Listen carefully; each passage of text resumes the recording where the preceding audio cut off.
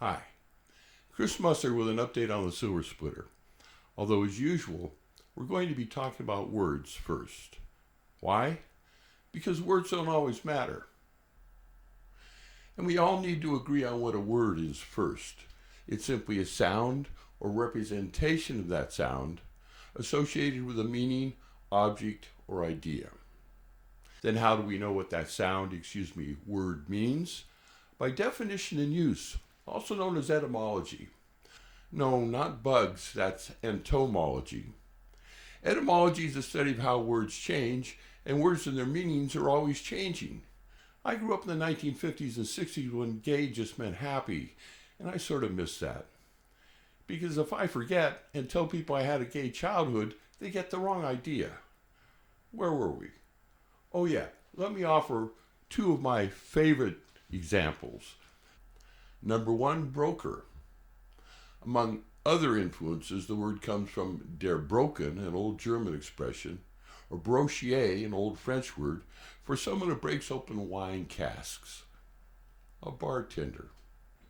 A broker was originally a man or woman who walked down to one end of a barn or a bar to lean over and ask a customer if they, listen to my pronouns, I can't help myself, wanted another fine mead, and that person said, sure, and by the way, do you know anyone who wants to buy 300 sheep?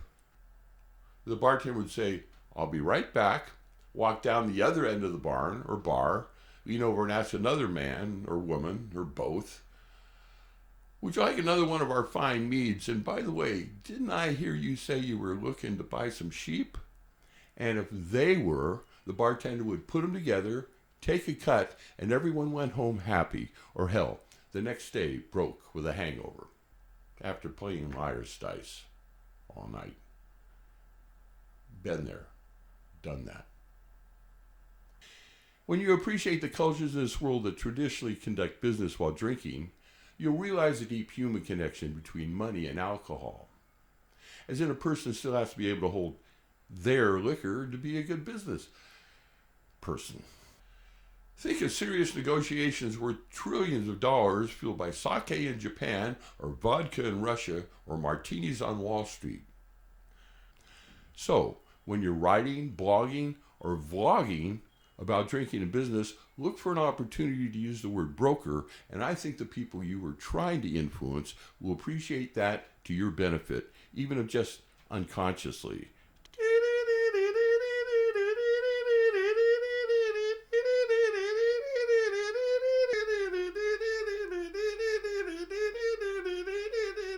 Word number two, sophisticated, which derives from the sophists who followed the philosopher Sophocles around in Greece in the 5th century BC.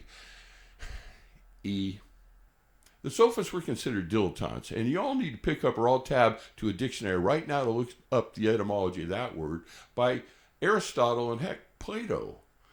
As the sophists were itinerant attorneys, political consultants, and other influencers in Athens and other capitals who wrote speeches and charged big prices, but never seemed to do any real work. Actually, the word originally meant wise man, but that changed over time too. The sophists just sat around arguing a lot of the time, probably drinking expensive wine served by pretty young women. That's how I would have done it. They made big bucks and landed big deals, but were eventually considered very weak and corrupt. Geez, money always seems to come into it, right? Sort of like some elites now. Therefore, one of the definitions of sophisticated is weak, and you should know that to use the word to its best advantage. It appears Irving Mills did when he wrote the lyrics to Duke Ellington's Sophisticated Lady, sung by everyone from Bessie Smith to Billie Holiday and Natalie Cole. You can lick the lyrics up online for free, in spite of relatively pissant objections from the copyright owners. Thank God for the internet and the internet. And now let's talk about the film. All of us here at Musser Communications remain on track, actually running just a little bit late, to fund an ultra-low budget production of The Silver Splitter for late 2025 release. The script is still on muscom.com with 4 M's and will be until we fund. It's time we started talking about casting perks and a little bit about punctuation too. But before we do that, we'd like to promote another product with a zillion uses, just like prophylactics and anger management in our previous video.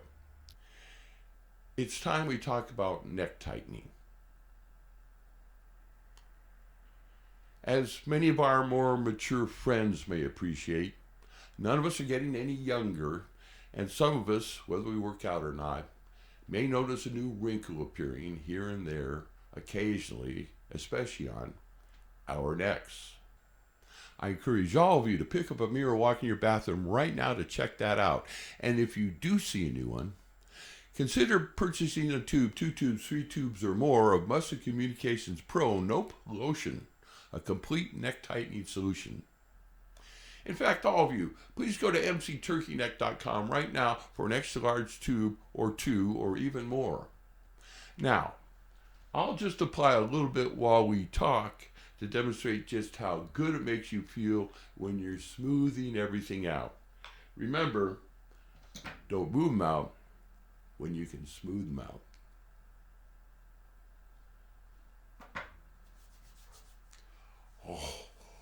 Oh, woo. And after all of us here test on our necks, we're planning on using even more of it to help some of us smooth out unsightly wrinkles on another large part of our anatomy. I hope none of you are shocked by that implication, because it's a little bit like using the phrase, you can stick it where the monkey stuck the peanuts, okay? Because he put them in his ear. And some of you people have dirty minds, and it would just be better for all of us if you admit it. I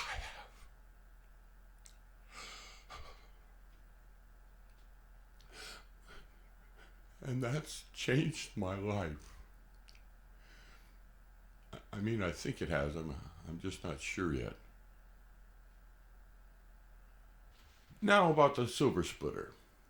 The crowdfunding, funding and perks pages are at Musser Communications, and I hope you all consider purchasing a perk or two and meeting or re-meeting or re-influencing me at the release party somewhere close in Northern California. Matt's optional in all situations that don't involve moral turpitude or a fresh outbreak. Please purchase as many collectible perks as you can possibly afford as early as possible, because we can't guarantee there won't be a run on the lowest number and therefore most valuable collectibles, and look for that farting start date at Musser Communications.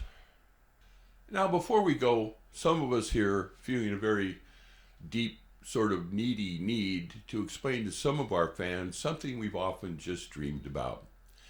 The silver splitter, after it's finished, getting nominated for some sort of award or honor, and taking a cab to Mill Valley, San Francisco, or hell, all the way down to LA to accept it. However, taking so long to blossom, as my mother used to put it, means we will forever have to forgo an honor like that, because I just have to pee too much now. So I guess all of us will just have to learn how to grow old gracefully, as she also used to say over and over and over again.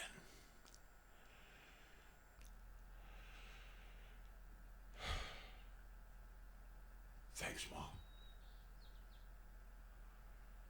But even more unfortunately, this also means I'll have to forgo my favorite professional fantasy. Receiving an award in Hollywood and having a lot of hot 60-year-old actresses remove their bras and throw them at me while I'm sitting at the podium. And there's a lot of you beautiful older single ladies out there. I don't have to mention any names, so I won't.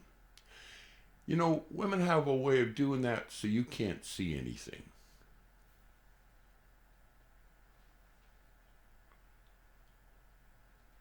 And I want all you beautiful, mature, single women, are you listening? Susan, Drew, Sharon, Emma, Diane?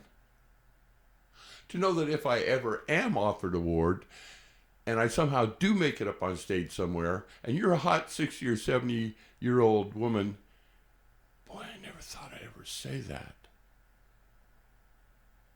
In the audience, if you throw your bra at me while I'm on stage and then introduce yourself to me later at an after party, I promise to give it back. So please write your name and number in it somewhere. Again, thank you all for using pithy in your daily conversation, and God bless you all, because asking the Lord to bless people does matter. Lord S? Oh yeah, punctuation. Why does a comma or period come before the close quote in written English, but a colon comes after? And don't get me started on impotent and importantly, or effect and affect, or we'll be here for days. By the way, our next video's theme will be getting along, featuring tips on everything from when to give flowers to how to find the least expensive automatic weapons training. We'll also include a short featurette. What's wrong with dove, drug, shone, swum, and snuck? Finally, like I've said before, we're trying to stay small here at Musser Communications, so please, please, please don't tell anyone what we're doing here. Shh. It'll be our secret. Whew. Oh, hear that? It's an elk. It's a real freaking elk. Oh, I'm so glad I live in the country. Oh. Or is that a moose? Oh, my freaking neck. Oh.